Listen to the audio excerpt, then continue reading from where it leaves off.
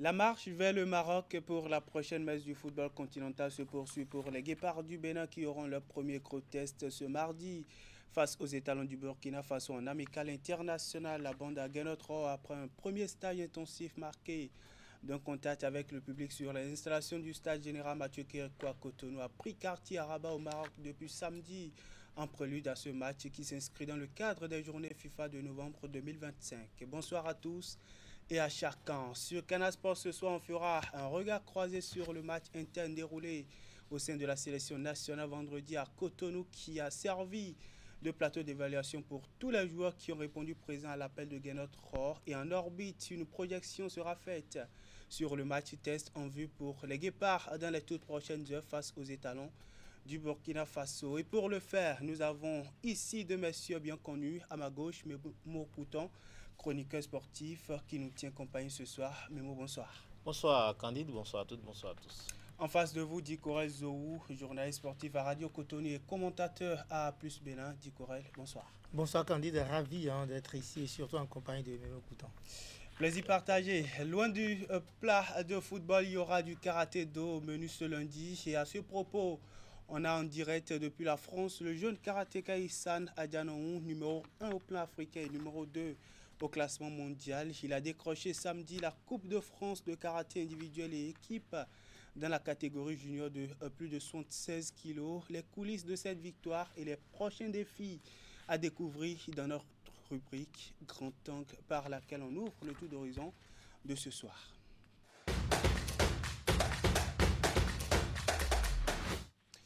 Allez, comme je vous l'ai dit, il est déjà en direct depuis la France, le jeune karatéka Issane Adjanoun, numéro 1 au plan africain et numéro 2 sur l'échiquier mondial. Issane, bonsoir. Bonsoir. Félicitations pour votre sac en Coupe de France de karaté individuel et équipe dans la catégorie des moins de 76 kilos. Merci, c'est très gentil à vous, merci. Ouais. Allez, comment est-ce que vous sentez au lendemain de cette performance, le sac en Coupe de France de karaté individuel et équipe dans la catégorie junior de plus de 76 kilos? Je suis très content d'avoir gagné cette coupe, très heureux. Je vois que mon travail paye de jour en jour et je suis très content. Allez, on connaît votre portfolio, numéro 1 au plan africain, je l'ai dit, et numéro 2 sur l'échiquier mondial. Pour cette compétition, quel a été le degré de concurrence? Le degré de concurrence, j'avais des adversaires très haut niveau. Ils étaient tous prêts, ils étaient tous là pour me battre et se battre entre eux. Et j'ai su gagner et très heureux d'avoir gagné. La compétition était-ce moins à relever que les compétitions continentales et mondiales? Non, parce qu'il y avait quand même des adversaires internationaux sur cette Coupe de France-là. Donc c'était une Coupe de France très très relevée aussi. Qu'est-ce qui a donc été votre force tout au long de cette édition de la Coupe de France de karaté individuel et équipe dans la catégorie junior de plus de 76 kilos? Ma force a été d'écouter mon coach et d'être présent sur le tatami et d'être bien agressif. Et de bien imposer mon rythme sur le tatami. Les expériences capitalisées lors des compétitions de niveau relevé, notamment au plan africain et même international, n'a pas été une force spéciale pour vous? Si, ça m'a été bénéfique parce que ça m'a permis de corriger aussi mes petites erreurs pour pas les refaire sur le tatami samedi. C'est ça. Et voilà, et après je me corrige au fur et à mesure pour atteindre mon plein potentiel. C'est ça. Qu'est-ce que ça représente pour vous de porter haut l'étendard du Bénin à l'international avec une domination qui s'étend de jour en jour? Vous pouvez répéter ou pas s'il vous plaît, j'ai pas bien entendu. Qu'est-ce que ça représente pour vous de porter haut l'étendard du Bénin sur la scène internationale avec une domination qui s'étend de jour en jour? Moi je suis très fier de représenter le Bénin. Je suis content qu'on connaisse ce pays-là.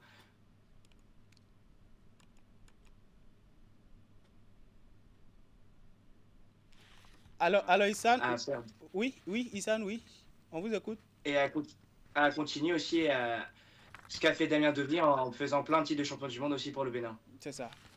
Quand vous parlez de devenir champion du monde pour le Bénin, au-delà de ça, quels sont vos prochains défis? Est-ce qu'il y a des compétitions qui s'annoncent, qui pointent à l'horizon déjà au plan africain et même sur la scène mondiale? Sur la scène mondiale, j'ai la Youth League la première semaine de décembre à Venise, compétition mondiale, qui je combattrai un vendredi. Et puis après, j'aurai la Coupe de France senior en surclassé. Et je finirai le mois de décembre avec l'Open d'Amsterdam. Pour ces différentes compétitions, une petite curiosité, pour ces différentes compétitions, quel est l'accompagnement et surtout l'appui du Bénin, notamment la Fédération béninoise de karaté-do et le ministère des Sports? Vous pouvez répéter, s'il vous plaît? Pour ces différentes compétitions auxquelles vous participez, quel est l'accompagnement du Bénin, notamment du ministère des Sports et de la Fédération béninoise de karaté-do à votre endroit? Il m'aide beaucoup en me donnant des conseils. Il m'aide aussi à me préparer, surtout grâce au Sensei Rock, qui me donne énormément de conseils sur les combats, qui les analyse avec moi. Et le ministère, il me donne des aides aussi pour financer mes voyages.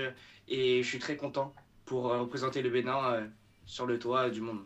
En tout cas, nous, on vous souhaite par ici bonne chance et surtout bonne progression. Continuez par porter haut l'étendard du Bénin sur la scène internationale. Issa Nadia, un mot pour boucler cet entretien.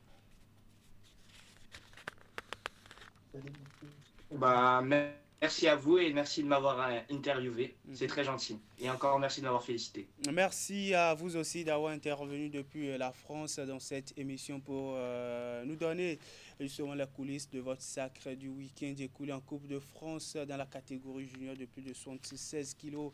Il faut dire que c'est un nouveau sacre qui vient s'ajouter à votre armoire de performance. Allez, retour ici à Cotonou. Retour ici à Cotonou et on va s'intéresser à autre chose. C'est à travers notre rubrique Fil Info.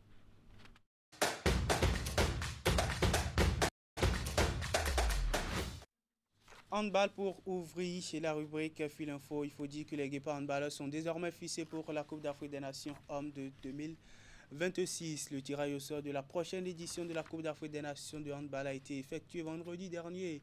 Et les 16 pays qualifiés sont répartis en 4 groupes de 4 équipes. Le Bénin est logé dans le groupe D en compagnie du Cap-Vert, du Maroc et du Congo-Brazzaville. Dans le groupe A, vous allez le voir sur l'image du tirage au sort. Dans le groupe A, il y a l'Algérie, le Nigeria, le Rwanda et la Zambie. Dans le groupe B, un groupe composé de l'Égypte, de l'Angola, du Gabon, de l'Ouganda. Et puis dans le groupe C, on y voit la Tunisie, la Guinée, le Cameroun et puis le Kenya.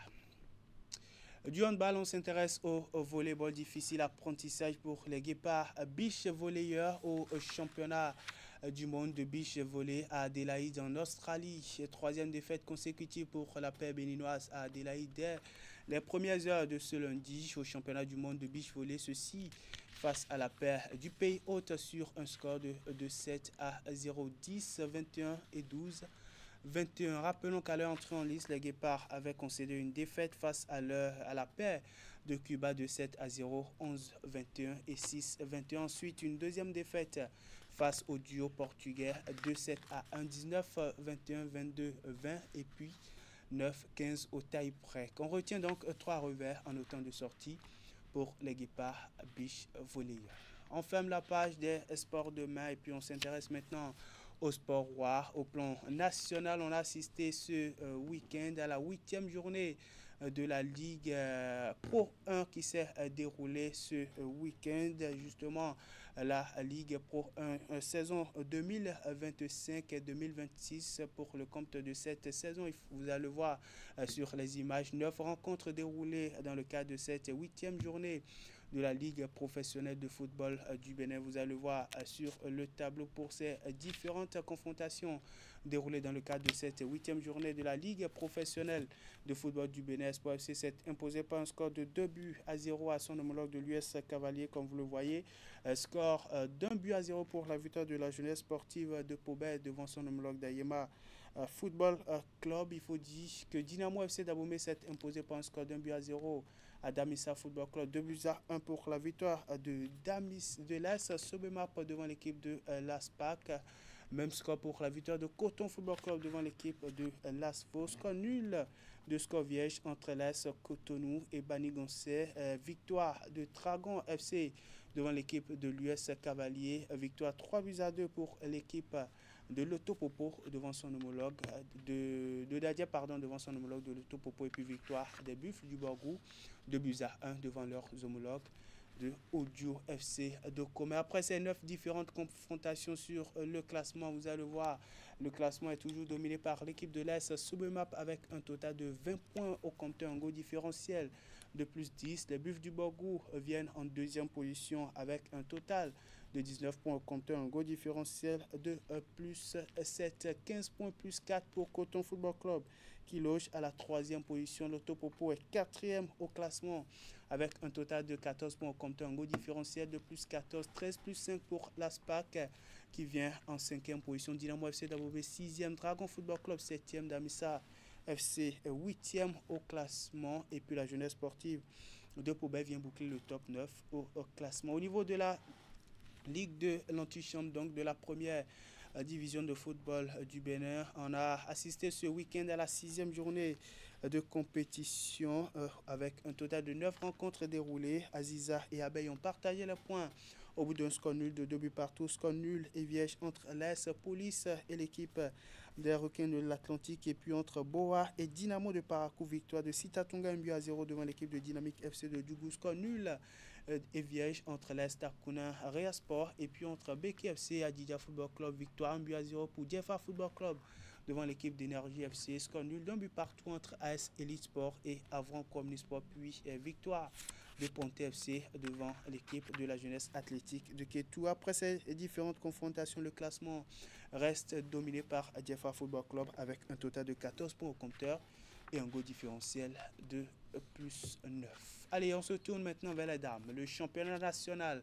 de football féminin saison 2025 et 2026 sera lancé. On a fini avec les hommes, sera lancé le week-end. Le coup d'envoi sera donné le samedi prochain avec 18 clubs sur la ligne de départ. Au niveau de l'élite, toutes les équipes sont déjà fixées pour la saison avec le calendrier déjà dévoilé il y a quelques jours. Et en prélude au top départ, l'équipe de Dynamique FC d'Abou-Ben-Calavi a procédé le week-end au lancement de la saison sportive. On va suivre ici les précisions.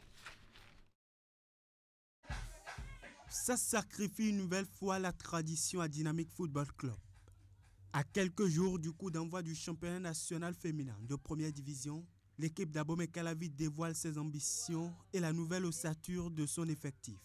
Ayant déjà assez mangé à la table, la petite au sacre monte au zénith dans les objectifs du club et le nouveau staff technique est déjà bien instruit pour la mission. Faire une saison exceptionnelle et aller chercher les meilleures performances possibles sur tous les terrains où nous serons engagés. Donc avec ce que j'ai à ma charge, ne vous inquiétez pas, le résultat sera là. Nous on va jouer le tout pour être parmi les deux premiers debout, pour pouvoir jouer ce carré d'as, pour pouvoir aller tirer notre épingle du jeu en finale. La vision est claire et les engagements sont ici pris par les différents acteurs. Pour leur faciliter la tâche autour des objectifs qui leur sont assignés, l'équipe dirigeante ne lésine pas sur les moyens, que ce soit en équipement et bien d'autres. Je vous rassure, toutes les dispositions sont prises déjà côté administratif pour respecter les décisions de la fédération. Décrocher le titre de championne nationale de première division. C'est un objectif que l'équipe d'Abomey-Calavi n'a pu atteindre depuis plusieurs années, mais cette fois-ci, la petite est assez grandissant. Pour pouvoir y arriver, le nouvel entraîneur a déjà sa stratégie. Si tu as une équipe tactiquement, techniquement, mentalement, mais physiquement, si elles ne sont pas bien, ils ne sont pas au point, tu ne peux pas gagner tes matchs. Donc rien ne se décide, ça dépend du coach, ça dépend du staff. Si vous voulez aller de l'avant, ça dépend comment vous entretenez vos joueuses ou bien vos joueurs. C'est ça qui donne les résultats. Les ambitions sont connues et les moyens mis à la disposition. Le chemin est tout tracé et il faudra juste que la démarche suive.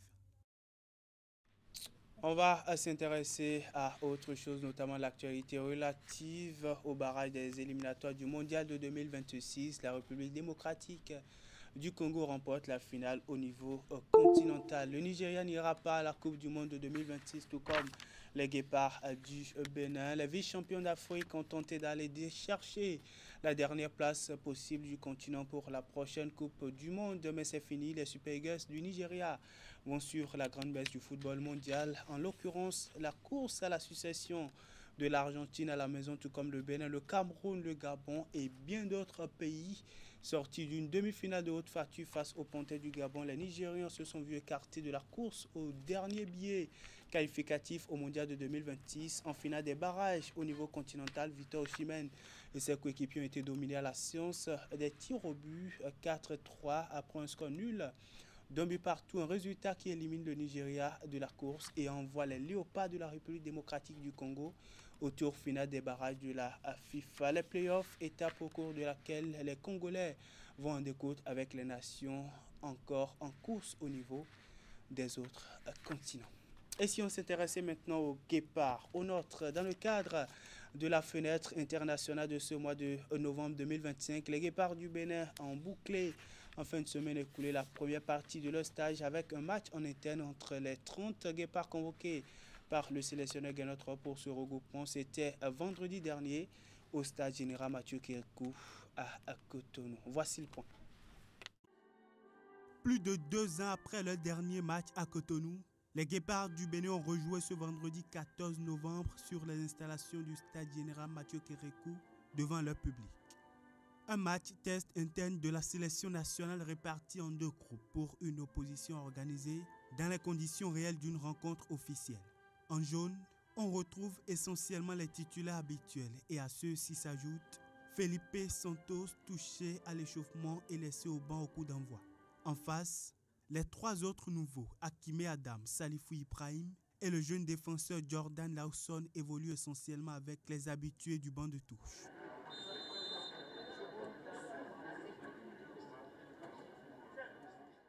Large domination des jaunes au cours de la première période, mais sans grande réussite dans la moitié terrain adverse.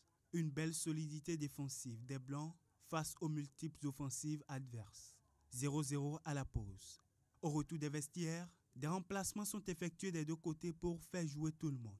Dès le coup d'envoi de la seconde période, l'attaquant du FC Lorient ne s'est pas fait prier pour ouvrir le score suite à une perte de balle de l'équipe adverse.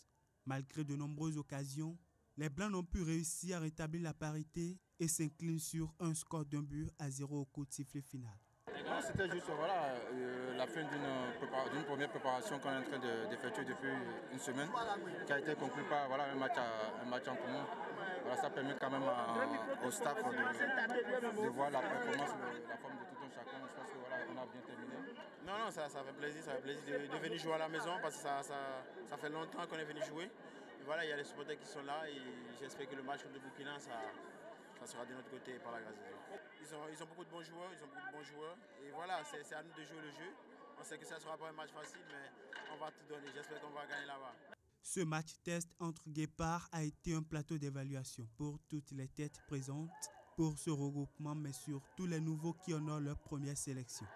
Que ce soit le public, les habitués de la sélection ou encore le staff, tous les ont vus à l'œuvre dans les conditions réelles d'un match officiel.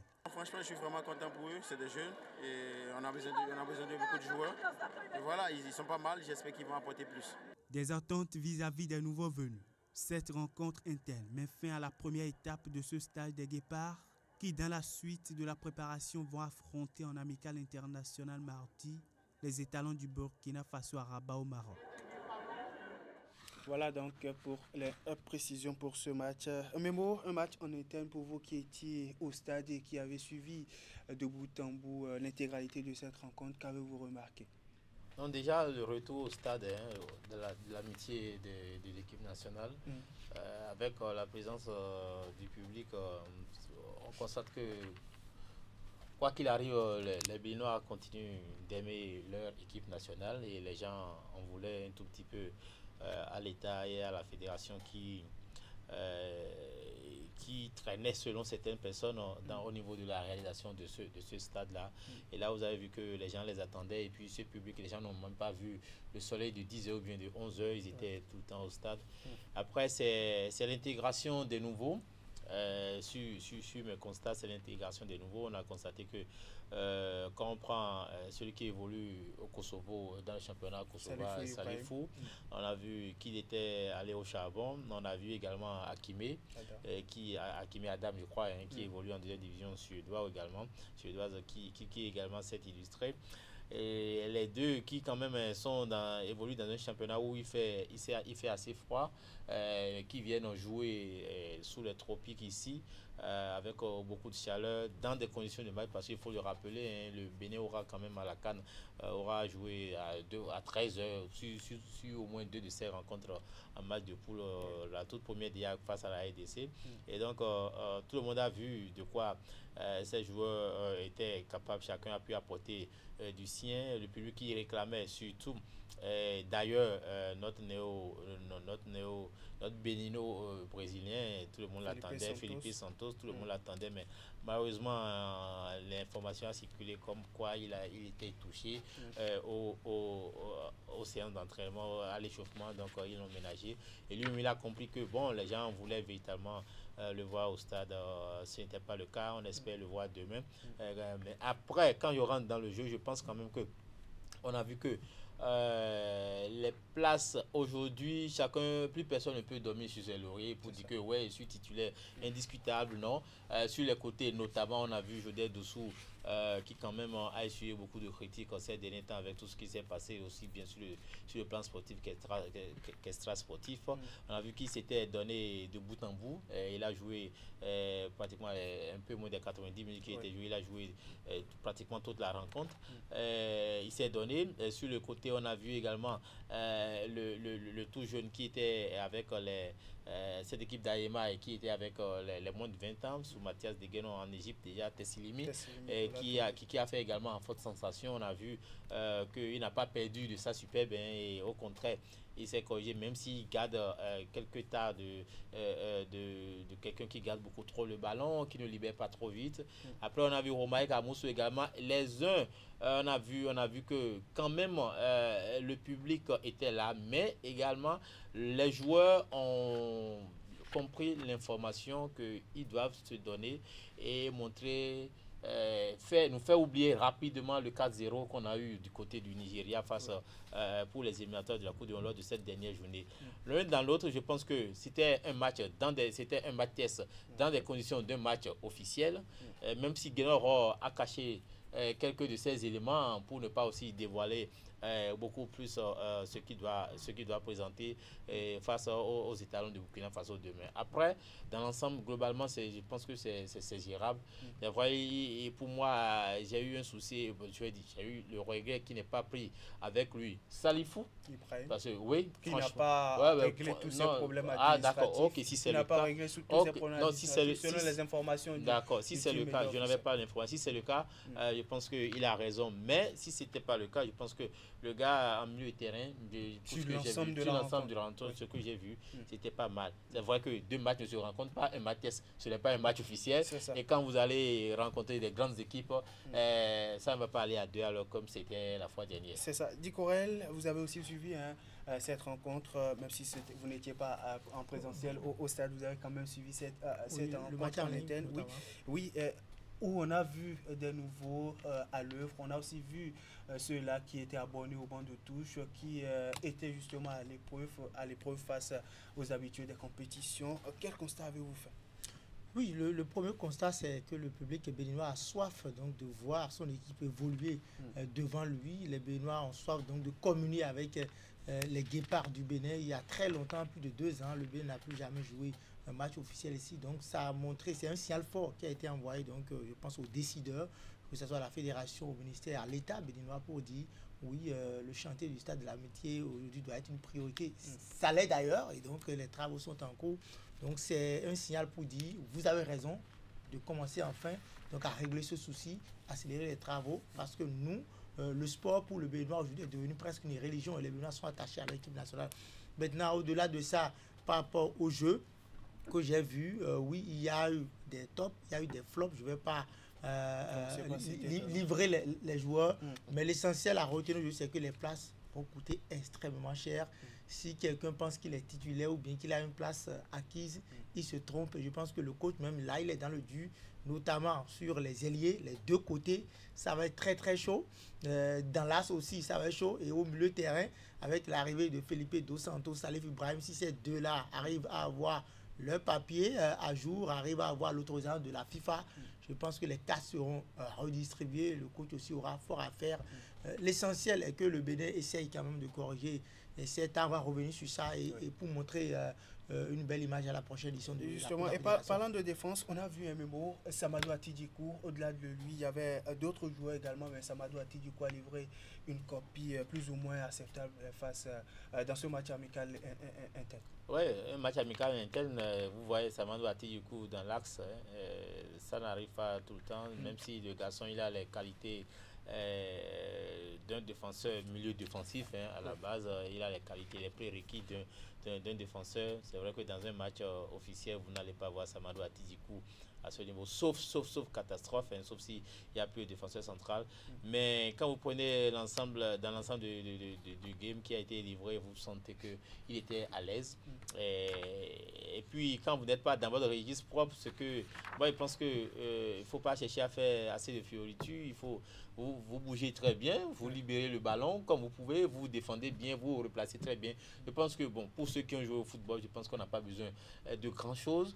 C'est ce que vous faites simplement. Et puis il savait qu'il n'était pas à son poste de prédilection. Qu'est-ce qu'il a fait? Il se plaçait très bien, il dégageait, il ne se créait pas, il se mettait pas en difficulté, il faisait ce qu'il fallait faire. Je pense que c'est comme on le dit, c'est l'une des valeurs sûres de cette équipe.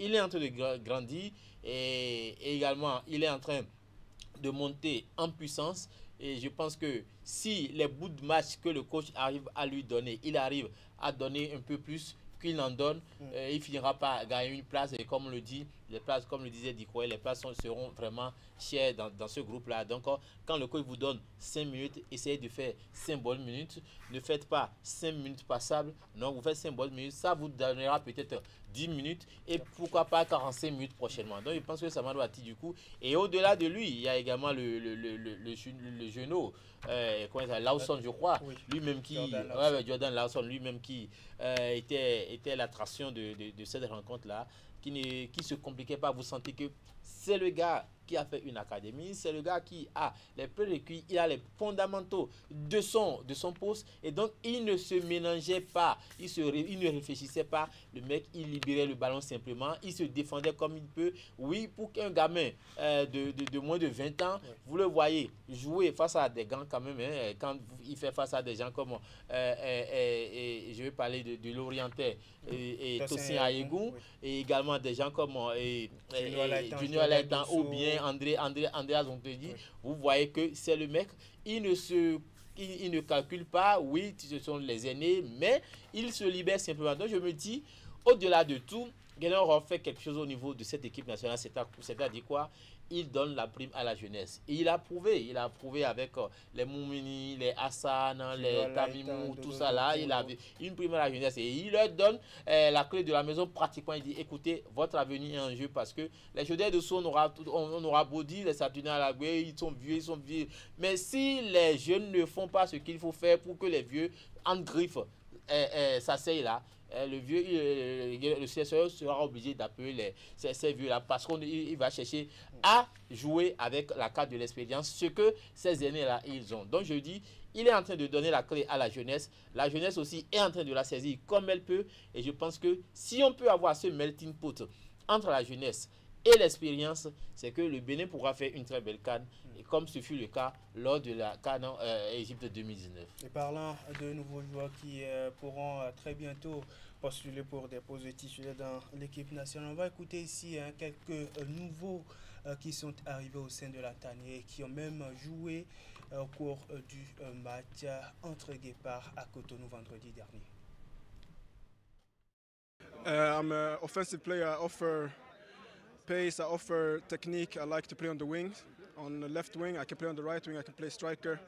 But speed and goals and dribbles, I feel it's going good, very professional. Many good players that help me. They speak English. They're very nice. They try to help me.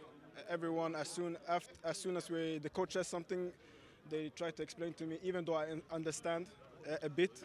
But I'm very happy. They are good people.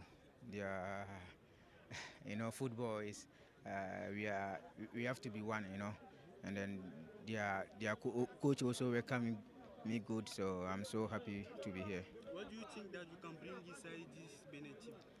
Yeah, to help the Benin team to maybe next year to qualify for World Cup and then Africa Cup also. We have to go and do our best there. Voilà l'intégration qui poursuit son petit bonhomme de chemin dans le rang des nouveaux joueurs. Dicorel, des nouveaux joueurs qui ont joué le premier match, même si ce n'était pas officiel, mais c'est dans des conditions réelles de match. Comment voyez-vous l'avenir de ces nouveaux qui intègrent peu à peu l'effectif, notamment les 3 qui ont pu jouer, parce que Felipe Santos, s'il était touché, il n'a pas pu jouer vendredi à Cotonou. Ce qui est sûr, l'équipe nationale n'appartient à personne. Certains apparaissent, d'autres disparaissent et on réapparaît compte tenu des performances en club. Donc je pense que oui, l'équipe nationale appartient aux joueurs qui sont en forme de façon régulière. L'équipe nationale appartient aux joueurs qui jouent régulièrement en club. Donc oui, on a toujours besoin de renfort. Toute équipe a besoin de renfort quand on sait qu'on joue dans un groupe dans lequel il y a la RDC qui est qualifiée au plan africain pour jouer les barrages intercontinentaux. Quand on sait qu'on est dans un groupe où il y a le Sénégal qui est l'une des meilleures nations africaines aujourd'hui, champion d'Afrique en 2021, c'est qu'on a fort à faire à la CAN. Donc s'il y a des renforts qui doivent venir, on les prend. Vous savez, mon plus grand regret, c'est que le Bénin ne joue pas 2 matchs amicaux à l'occasion de cette fenêtre FIFA à l'impossible. Ça va être difficile. Avec ses raisons. Voilà, on a cherché, il a voulu qu'on joue vraiment un match amical ici à Cotonou. Malheureusement, le stade n'a pas encore reçu l'autorisation de l'AFA, donc on ne peut pas jouer un match ici, et donc aussi il y a aussi les dépenses à faire. Maintenant, tout simplement parce que on peut jouer plusieurs matchs amicaux en interne, ça n'aura jamais l'intensité d'un véritable match amical face à un adversaire. Donc c'est pour dire que tout le débat que nous sommes en train de faire aujourd'hui, c'est vrai, il y a cette intégration, cette communion, mais ça va être très difficile au coach de jauger certains compartiments, certaines compatibilités entre les joueurs afin de pouvoir constituer un 11 entrant pour le match amical. Là, demain, vous allez voir que les réalités seront différentes, surtout quand on s'appelle le Bénin et quand on sait que nos 11 derniers matchs, on a marqué 12 buts et qu'on en a également encaissé 12, ça veut dire qu'on marque beaucoup et on encaisse beaucoup. Alors que la force du Bénin, c'est sa solidité défensive. La force du Bénin en 2019, le Bénin a prouvé qu'il est solide derrière et que sur la moindre erreur devant, on peut marquer. Aujourd'hui, on peut beaucoup marquer, mais on peut beaucoup encaisser. Mais si on joue comme ça face à la RDC, quel sera le résultat? Si on joue comme ça face au Sénégal, quel sera le résultat? Donc, le coach que vous allez beaucoup encaisser sans marquer. Bon, c'est qu'on marque beaucoup et qu'on encaisse très peu. Non, quand vous jouez comme ça face à la RDC, celle-là qu'on voit. Le moment idéal pour commencer par corriger. C'est pour dire quoi? C'est pour dire que demain, ce sera un vrai test pour le coach. Ça sera l'occasion pour lui de tester certains compartiments, de voir à peu près, parce qu'on sait que l'équipe burkinabé aussi est une équipe très joueuse. Malheureusement, on n'aura pas Tabsoba ou Bertrand Traoré demain pour pouvoir tester notre défense. Et donc, ce qui est sûr, le Burkina Faso reste un sérieux adversaire pour le Bénin. Ça nous permettra de tester notre défense et de tester aussi notre attaque en cas d'absence de Steve Mounier. Vous savez qu'aujourd'hui, le système tourne autour de Steve Mounier. On sait que même si on joue très mal, si on réussit 3 centres et que lui, il arrive à gagner 3 duels en l'air, on peut marquer un but. Sans lui, comment l'équipe va se comporter? Ce sera un véritable test pour gagner le rôle demain. Et nous, en tant que journalistes sportifs, ça nous permettra aussi de pouvoir alerter le staff pour dire attention, corriger à tel niveau, renforcer tel niveau, sinon à la CAN, ça sera du tao-tao. C'est bien ça, et surtout en prélude à cette rencontre amicale entre Guépard du Bénin et Talon du Burkina Faso. Il faut dire que la bande à Guénotre a rallié Rabat au Maroc depuis samedi, il faut le dire, depuis samedi avec un groupe réduit pour le déplacement sur Rabat, un groupe réduit à 24 joueurs. 24 joueurs ont pu effectuer le déplacement et à ces 24 viendront s'ajouter Olivier Verdon qui n'était pas à Cotonou pour la première semaine de stage de préparation, il faut le dire. Cependant, les joueurs qui ont préparé la première semaine mais qui ne sont pas du déplacement sur Rabat sont entre autres le joueur brésilien naturalisé béninois Felipe Santos, Memo l'a rappelé tout à l'heure, qui a contracté une blessure et qui est ménagé, qui n'a donc pas effectué le déplacement sur Rabat, donc au Maroc. Quant à Salifou Mouni, joueur du FC Trita en première division au Kosovo, il n'a toujours pas pu régler l'ensemble de ses problèmes administratifs, il faut le dire, et n'est donc pas retenu par le sélectionneur. Notre premier véritable test pour les Guépards du Bénin, ça sera ce mardi face aux étalons du Burkina Faso sur leur chemin vers la Coupe d'Afrique des Nations au Maroc. Le moment idéal, Memo, pour évaluer le groupe avec de l'intensité en face, face à une équipe qui est assez relevée avec des joueurs qui évoluent dans des championnats les plus du pays. Oui, ça va être un gros test, aussi bien pour le sélectionneur que pour toute l'équipe béninoise. Parce que là, ce sera les étalons qui étaient à un doigt de se qualifier pour les barrages ou bien pour se qualifier pour la Coupe du Monde. Comme le Bénin. D'accord, comme le Bénin. Et donc, je vais dire pratiquement ces deux équipes qui ont vu leurs derniers espoirs s'effriter lors des dernières minutes pratiquement. Surtout à cause des Super Eagles. Des Super Eagles. Et là, ça va être un test pour mieux préparer la CAN à laquelle les deux équipes doivent participer. Mais un gros test également encore pour le Bénin qui va jouer face à une équipe dont les joueurs évoluent dans des championnats plus relevés que les nôtres. Malheureusement, on n'aura pas l'étape Soba, comme vous l'avez dit tantôt. Oui, je pensais qu'on devait l'avoir. Les Bertrand Traoré. Toutefois, l'équipe, ce n'est pas que l'étape Soba, c'est vrai, ce sont les têtes de gondole, ce sont les équipes phares, les joueurs phares de ce groupe-là. Mais je pense que ceux qui vont rester ne seront quand même pas des plots. Et donc, le Bénin va essayer de sortir le grand jeu. Le Bénin va essayer de faire le dos rond. Mais face à ces équipes-là, c'est éviter de se faire découvrir. Mais dans le même temps, c'est également sortir quelques griffes, ne pas profiter de ces erreurs parce que dans un match, vous aurez toujours votre temps fort, je vais y arriver. Et donc, quand vous avez cette période faste pour vous, ça vous avez ce temps fort, et vous arrivez à quand même piquer un tout petit peu l'adversaire, elle va vous prendre, cette équipe-là va vous prendre quand même au sérieux un tout petit peu. Donc, je pense que ça va être un gros match, mais là, ça va être beaucoup de choses à la fois.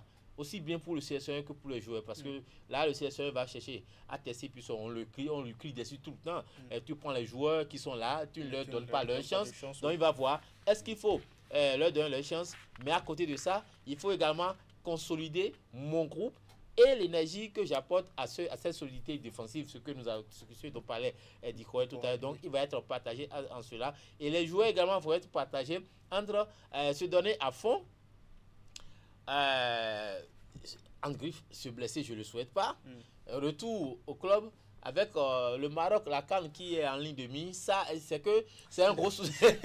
C'est un gros souci, si bien que ils vont vouloir se donner, mais dans le même temps, ils vont penser, il y a des gens qui n'ont jamais goûté à la CAN là, ils vont dire il ne faudrait pas que c'est pas maintenant que je vais gâcher ma. Donc on ne va pas leur en vouloir. Je pense à Cédric quand on dit qui en 2019 était dans la peau d'un supporter, mais aujourd'hui où l'occasion s'est présentée, il se retrouve pratiquement encore dans la pose d'un supporter, donc ça va être compliqué pour lui. Et ce n'est pas qu'ici on voit Achraf Hakimi également, le Marocain qui est il est dans le dur. Tout le monde est en train de réfléchir. On a le Ghanéen qui également s'est blessé la fois dernière et qui va voir la CAN pratiquement à la maison. Donc, le Ghana n'y va pas. Ouais, lui là. Non, bon, le Ghana n'y va vraiment pas. Donc, je vois que quand vous prenez tout ça, c'est que les joueurs et le staff, des deux côtés, et même au niveau des étalons, c'est un gros casse-tête pour eux. Et donc, chacun va réfléchir à ce qu'il faut faire. L'essentiel, c'est de donner le meilleur de soi-même, c'est de boucher les trous et de montrer sa solidité. Parce que le Bénin a une solidité. On l'a montré tout au long des éliminatoires de la CAN et du Mondial. C'est seulement la dernière journée qu'on a ouvert, je ne sais pas. On a ouvert la veine et puis les gars sont rentrés dedans. J'espère qu'ils vont vite oublier et se remettre d'aplomb pour que cette rencontre-là soit quand même. Il y a une grosse interrogation que je souhaite souligner. J'avais posé la question en conférence de presse. Je me suis rendu compte peut-être que le coach ne s'est pas préparé pour ça. La question, la problématique de 2 cartons jaunes de Dandinou, c'est jusque-là, selon le règlement de la CAF, si vous prenez 2 cartons jaunes, c'est que vous êtes suspendu pour le match suivant. Donc là, il s'est trompé, il avait dit que c'est pour le mondial. Or, oui. C'est bien sûr pour les éliminatoires de la CAN. Ça veut dire que si les choses en restent là, il va manquer le premier match. Donc, est-ce qu'à l'occasion de ce match, il va tester son remplaçant? Est-ce que c'est moi qui ai mal compté? Mais quand j'ai vérifié, il a bel et bien 2 cartons jaunes. Non, il a 2 cartons jaunes. Il a eu un carton jaune face au Nigeria à la 76e minute, perte de temps. Oui. Et également un carton jaune, le dernier, la dernière journée face à la Libye, oui. à la 65e minute pour perdre de temps. Celui qui se charge de ça dans le staff n'a qu'à en parler en même temps à Guénot Roll, parce que c'est comme si, voilà, complète des points. Non, je crois que Guénot Roll, il nous a dit à gagner, je crois, un match ou bien 2 matchs. Je lui ai posé la question à la conférence de presse, mais il s'est mélangé. Afrique du Sud, moi, je ne veux pas que... Il nous a dit, il est assez intelligent, il nous a dit à gagner des matchs comme ça, donc il va pas se laisser faire. Et moi, ma prière, c'est que, mais la fois dernière, c'est vrai que la première mi-temps, on a vu Marcel Dandinou dans les buts. En deuxième mi-temps, il a sorti Saturnin à la baie et puis le côté Etinovi. Mais je pense que demain, il va pas oser utiliser Marcel Dandinou, parce que ça va être un Mathias, mais également en même temps préparer la première journée de la CAN, les certitudes. Donc, il doit connaître pas travailler avec ses coachs de gardien de but, Bidé et puis celui qui était dans le staff avec lui. Je pense que les deux doivent travailler véritablement avec Serge Obassa et Saturnin à la baie. Et puis, on connaît bien Saturnin à la baie. Il aime la CAN, il aime, comme le disait Abidou, Saturnin à la baie. Il aime la CAN, c'est la CAN. Donc, les autres matchs, c'est souvent la CAN qui fait fureur. Ça, c'est vrai. La CAN, c'est sa chose. Oui, Diko, qu'attendez-vous concrètement de ce match de demain en vue pour les Guépards? Je l'ai déjà dit, moi je veux qu'on teste notre défense. Vous savez, les Guépards, je pense qu'ils savent ce qu'ils font. Face aux gros, ils nous ont habitués à rester solides. On a vu face au Maroc la dernière fois, à la Côte d'Ivoire, au Sénégal, même en match amical. Je ne comprends pas, c'est souvent face au Nigeria qu'on encaisse beaucoup de buts. Je ne sais pas si c'est parce que nous sommes des pays frontaliers, on est des frères, on ne se donne pas à fond. On s'aime à fond. Donc, si on s'aimait à fond, je voudrais voir pour une dernière fois notre solidité défensive, que les joueurs prouvent que derrière nous sommes tous solides. Parce qu'à la CAN, on joue face au Sénégal et à la RDC, s'il vous plaît, les fistons Maëlé, Waron Bissaka et tout et tout. Donc, en temps, après la CAN 2019, voilà. Vous oubliez le Botswana, on a vu des petits poussés créer des surprises. Oui, le Bénin aussi est un petit poussé. Donc nous-mêmes, on veut créer la surprise. Donc, si on perd les 2 points de match, on ne prend pas beaucoup de buts, on arrive à gagner Botswana, on est qualifié. Oui. Mais bon, on ne va pas mettre ça dans la tête des Guépards. On sait que quand on leur dit ça, souvent, on chute, on nous demande.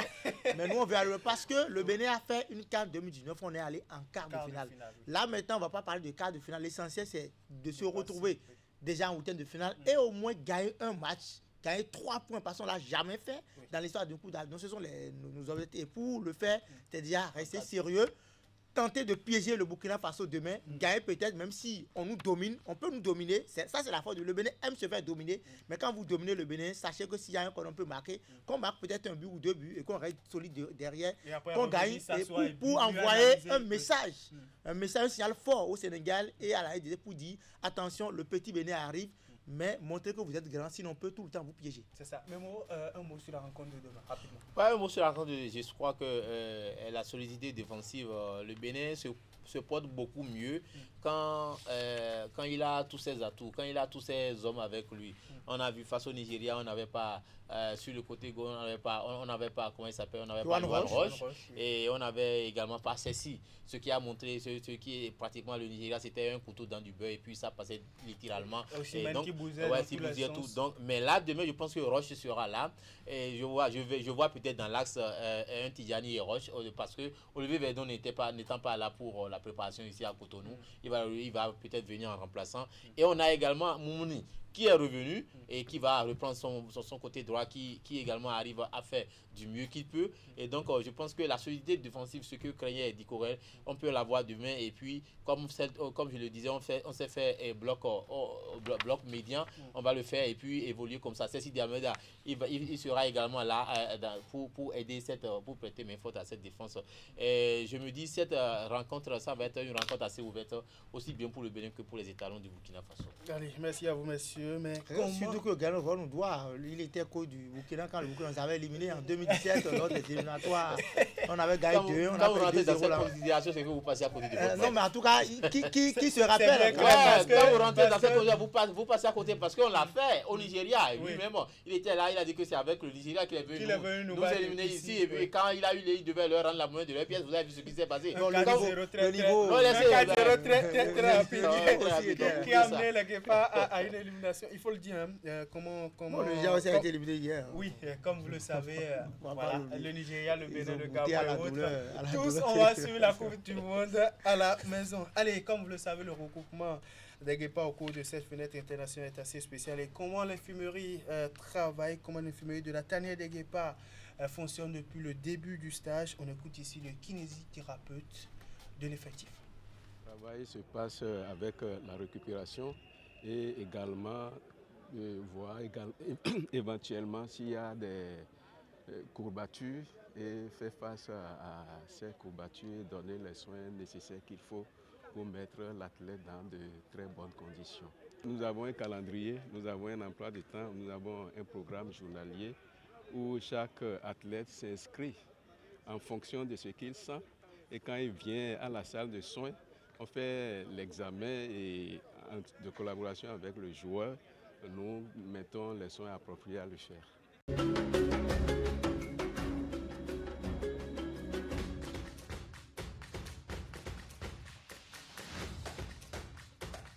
Bienvenue à cette nouvelle édition de Canal Sport, notre rendez-vous hebdomadaire qui, chaque semaine, vous permet d'avoir des nouvelles du monde sportif béninois et d'ailleurs.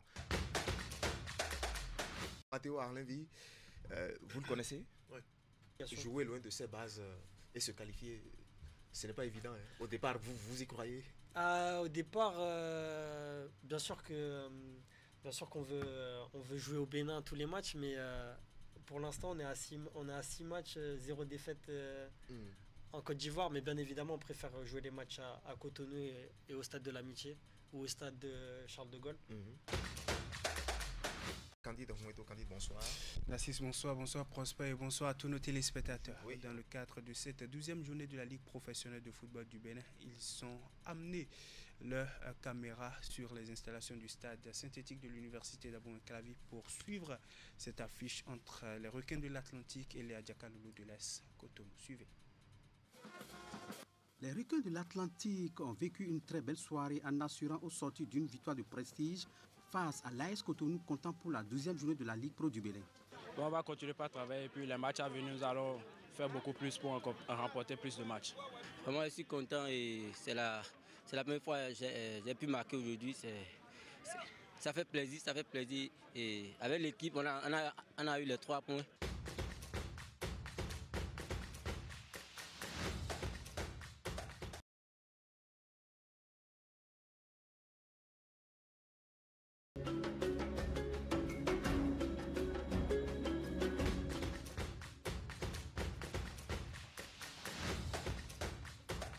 Bienvenue à cette nouvelle édition de Canal Sport, notre rendez-vous hebdomadaire qui, chaque semaine, vous permet d'avoir des nouvelles du monde sportif béninois et d'ailleurs. Matteo Arlenvi, vous le connaissez? Oui. Jouer loin de ses bases et se qualifier, ce n'est pas évident. Hein. Au départ, vous y croyez? Au départ, bien sûr qu'on veut jouer au Bénin tous les matchs, mais pour l'instant, on est à 6 matchs, 0 défaite en Côte d'Ivoire, mais bien évidemment, on préfère jouer les matchs à Cotonou et au stade de l'Amitié ou au stade de Charles de Gaulle. Candide bonsoir. Narcisse, bonsoir, bonsoir Prosper et bonsoir à tous nos téléspectateurs. Oui.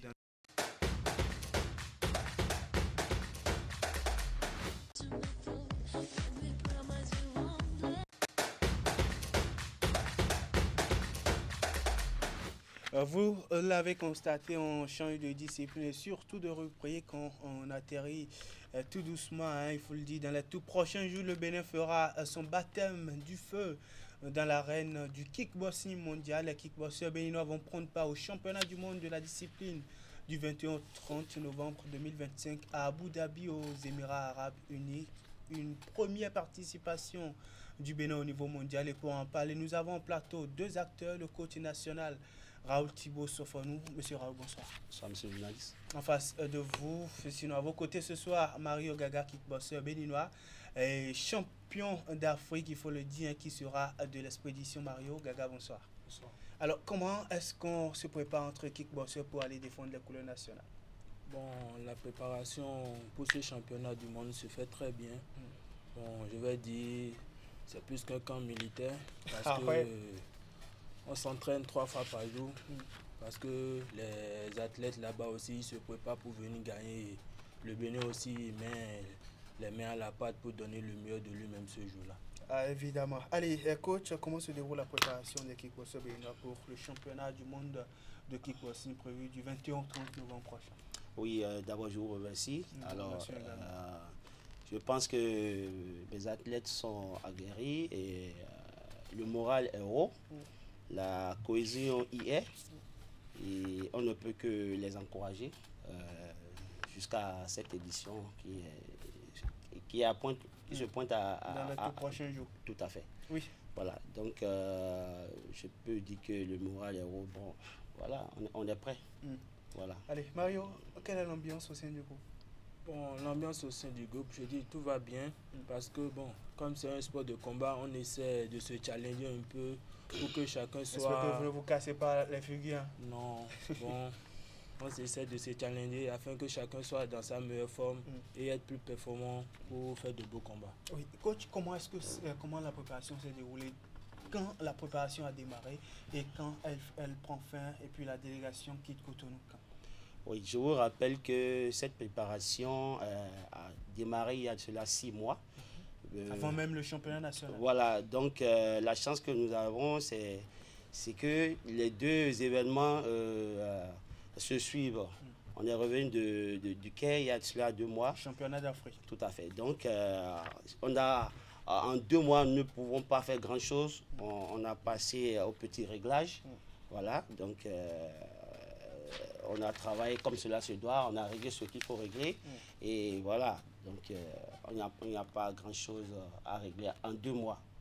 Voilà. Techniquement, sur quoi la préparation s'est véritablement accentuée? Parce que lorsque vous êtes revenu du championnat d'Afrique avec 9 médailles, si je ne dis pas de bêtises, dont 6 en or, des médailles d'argent et de bronze également, on a senti quelques imperfections, ce qui a fait que, je ne veux pas forcément dire que les athlètes ont failli là-bas, mais il y avait des athlètes largement au-dessus là-bas pour ceux qui ont décroché les médailles d'argent et de bronze. Sur quoi la préparation s'est beaucoup plus accentuée cette fois-ci? Oui, vous parlez d'imperfections venant de quel côté? Non, pas forcément, parce que tous les athlètes ne sont pas venus avec des médailles en or. Donc je suppose qu'il y a eu des failles à un moment donné. Je vous dis tout de suite que du côté béninois, nous, on a fait avec le jeu des organisateurs. Sinon, c'est le Bénin qui est premier. En ratio, c'est le Bénin qui est premier. Voilà, donc on ne va pas trop rentrer dans les détails. Alors, c'est pour vous dire qu'on est rentré avec 6 médailles d'or. C'est pour vous dire qu'il y a un travail qui se faisait il y a très longtemps. Et je suis conscient de ce que je dis. Je connais mes athlètes. Je suis un homme d'action en fait. C'est ça. Oui. Donc nous n'allons pas démériter pour l'édition et pour cet événement qui se pointe, qui se pointe à l'horizon, le championnat du monde. Voilà. Maintenant, la préparation, c'est basé sur 2 volets. On a beaucoup travaillé sur le plan tactique et technique. Vous voyez. Et en 2 mois, nous ne pouvons plus travailler sur le renforcement musculaire axé sur notre discipline. Voilà. Donc on a beaucoup plus axé sur travailler sur les techniques. Il on a mis des comment appelle-t-on? On a mis des exercices techniques. Tout à fait. Des stratégies de combat. Il y a plusieurs stratégies de combat qu'on a mises en place. On a fait travailler les athlètes puisqu'ils travaillent, ils vont compétir dans différents styles. Il y a ceux qui vont compétir en style K1, 4, et puis 2 autres en style low kick. Voilà, donc on a travaillé uniquement sur ces choses pour éviter les blessures. Combien d'athlètes vont défendre la couleur nationale? 6 athlètes. 6 athlètes. Oui. Il y a des femmes dedans? Non, cette fois-ci, il n'y a pas de femmes. Donc, voilà. Mohamed Hatim Djamé ne sera pas de la partie championne d'Afrique? Non, elle se prépare pour l'année prochaine. Ok, pour la prochaine édition. Il faut dire, pour ce championnat du monde qui pointe à l'horizon, ça sera la première pour le Bénin. Quels sont les objectifs à vous assignés par déjà l'équipe dirigeante de la Fédération béninoise de kickboxing et les membres, sinon le ministère des Sports qui est l'un de vos partenaires de tous les temps? Oui, d'abord, je dois vous dire que le Bénin n'est pas une nation de sport, une grande nation de sport. Ah ouais? Tout à fait. Avec tout le travail qui est en train de se faire pour que le Bénin devienne une nation. Je m'explique. Oui. Voilà, oui. Nous sommes sur très le rapidement, chemin. Très rapidement. Le Bénin n'est pas encore une grande nation de sport. Et nous sommes d'accord. sur ce chemin. D'accord. Alors, le Bénin fera Parce qu'il y a partie... déjà beaucoup de performances désormais. Voilà, le Bénin fera partie dans la cour des grands à Abu Dhabi. L'objectif premier, c'est d'arracher les médailles d'or. Ah ouais. Nous n'allons pas nous amuser, qui que ce soit. Voilà, donc nous n'allons pas faire pied de figure. Rassurez-vous, nous allons rentrer avec des médailles.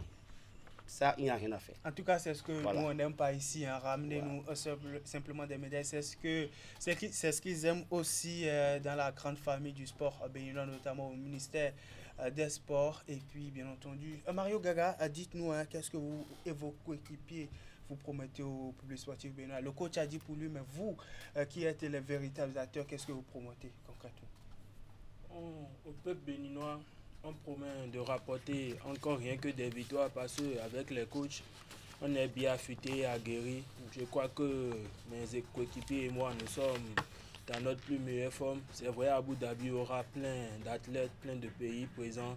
Mais pour ce mondial, on promet encore de remporter encore rien que des victoires. Allez, on vous souhaite bonne chance et surtout revenez par ici au soir du 30 novembre 2025, surtout avec des médailles. On va commencer par fêter ici vos performances avant votre arrivée, avant votre venue d'Abu Dhabi aux Émirats Arabes Unis. Allez, bonne chance à vous, justement. Oui, un mot pour finir. Alors, juste, je dois saluer le ministère des Sports qui nous a permis, en tout cas, de pouvoir prendre part à cet événement. Nous les remercions du fond du cœur. Nous n'allons pas faire pièce figure et nous allons ramener des médailles toujours pour les encourager. Et nous voulons plus que ça. Nous voulons plus que ça. Voilà, nous voulons cet accompagnement venant surtout du ministre des Sports. Et je sais qu'il est à l'écoute et il n'a qu'à penser spécialement au sport du combat. C'est une doléance, je profite, parce que nous avons vraiment besoin des gymnases qui sont vraiment... qui sont en tout cas... c'est pas...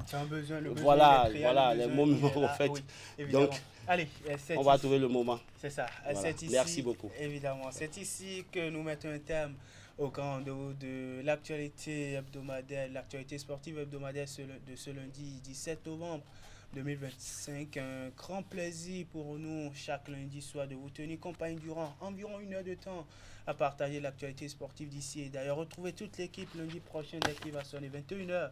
Avec l'accompagnement permanent de l'équipe technique chapeautée par Augustin Vidécan qui a à ses côtés Francis Kokou, Jules Tour et Jean-Baptiste Toffon à la régie finale. À très bientôt.